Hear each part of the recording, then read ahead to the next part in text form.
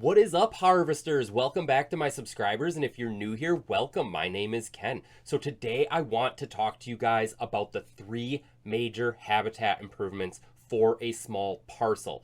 Now, when we're dealing with a small parcel, we don't have as much control over the surrounding area as you do when you own more land. Obviously, that's the whole point of a small parcel, is you only have a little bit of area to work with.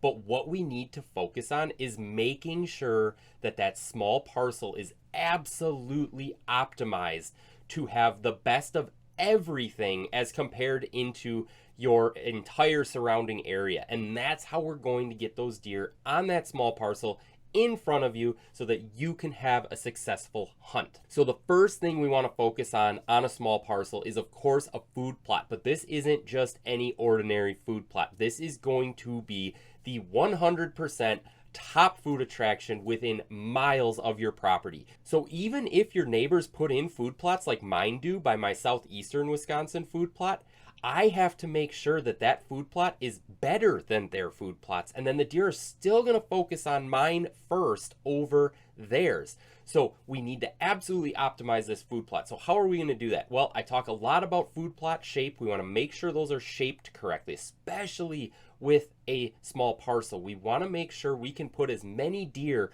on this small food plot as possible. So we want to make sure this food plot isn't a big open like circle or square, rectangle. I love using like a horseshoe shape. You can use sort of like a snake shape, but whatever you can do to sort of like take deer from one point of that food plot and dump them off at another point of that food plot, because they will slowly graze through your food plot.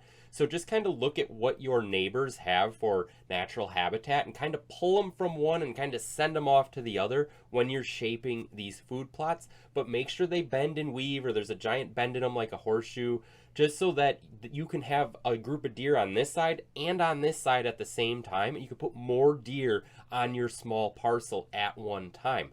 Now, the other thing is, what do food plots love? They love sun, they love good soil, and they love water. So we need to make sure that we are beating sun down onto this food plot throughout the entire daytime. We need these crops to get as much sun as possible, and that's one of the ways we're going to optimize the food plot growth and make it the number one food attraction within miles of your property. So the second thing is soil. Get that soil test. Get your pH of your soil optimized. There's a lot of products out there to do that. And then also make sure you're fertilizing for whatever plants you want to be planting in this food plot. And that gets me into, what should we plant? Well, we should plant what nobody else has. So I do not plant clover in southeastern Wisconsin because my neighbors have clover food plots.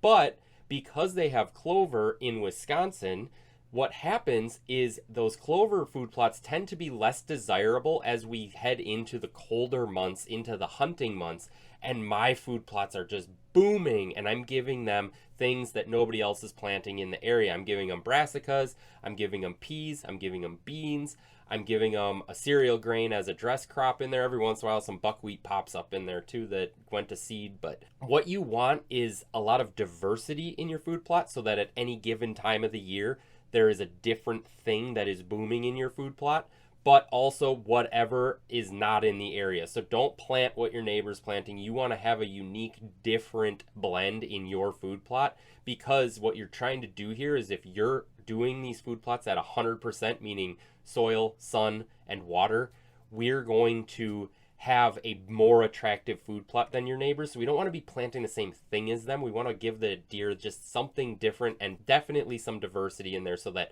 it's good no matter what time of the season it is. Now, with rain, you're just going to have to pray for rain.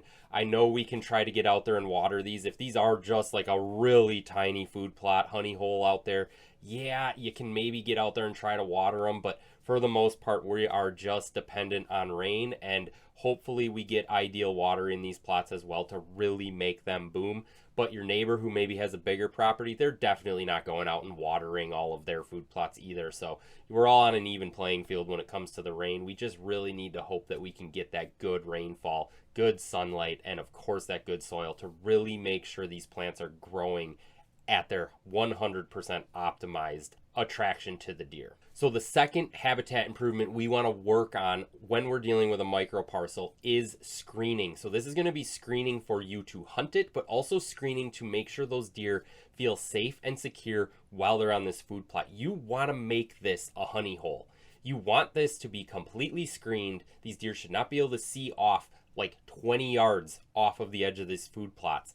You want this food plot to be so safe, so secure. Imagine this nice little green piece of candy inside this dense, thick shelter of cover. These deer are going to absolutely love coming here.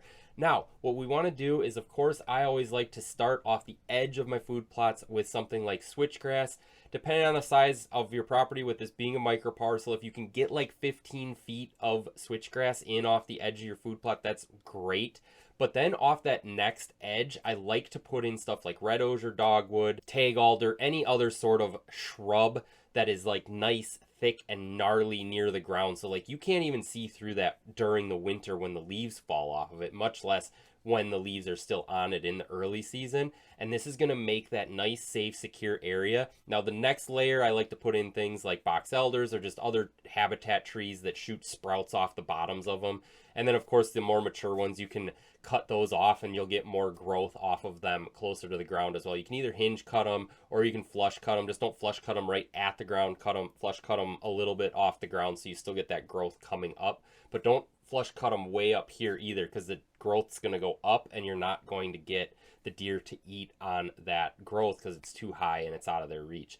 But these are the types of trees, things that are going to throw out more shoots, throw out more food. They're that soft wood. You don't want hardwoods for this, that the deer can actually chew on and digest and whatever. So you want this like bowl of factor, like this sort of like fortress of trees and grass and gnarly stuff protecting this food plot down there. And that's going to make these deer want to come to this food source over any of the other ones within miles of your small parcel. So the third thing we want to focus on is, what do we do with the rest of the property? So what I like to do is just thicken it up, make that property as thick as possible. Now you do need to keep in mind where your hunter ingress and egress is to your stand locations. You can have multiple stand locations for different winds on a small property like this.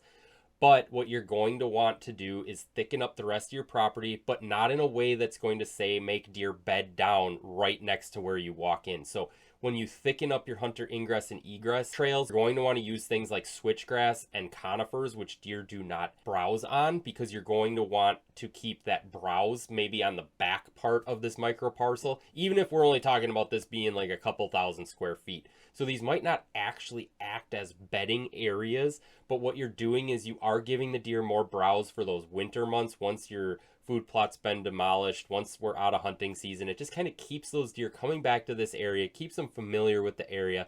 Plus it helps raise your deer herd through the winter. You'll have a better deer herd to hunt the next year because you got more of them through the winter. You got them through the winter with a fuller belly. So maybe those does will have twins instead of just having one. You know, whatever we can to just throw some extra cover, extra thickness. Deer always love the thickest part of the woods. We're going to make this that thickest part of the woods with a nice piece of candy food plot right in the middle of it. Now, if you guys feel like you got some value out of this, go ahead, hit that like button, hit that subscribe button if you haven't already. And if you enjoyed this video, YouTube thinks you're going to enjoy this one too. So go check that out, and I'll catch you guys on the next one.